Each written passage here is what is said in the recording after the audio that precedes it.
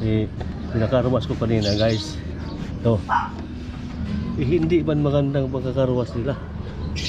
Ang dami putik pa rin. Inulit-ulit ko.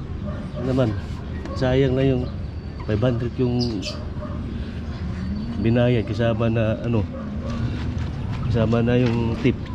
500 lahat ng binayaran ko. Katindi. Tapos di para magandang pagkalinis. Yan mga yan kaya. Ulit ko paglinis.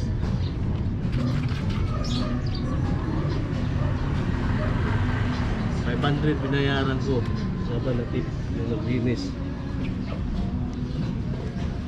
Wala. Guys. Ayan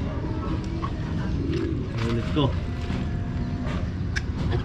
Sayang yung 500 ko.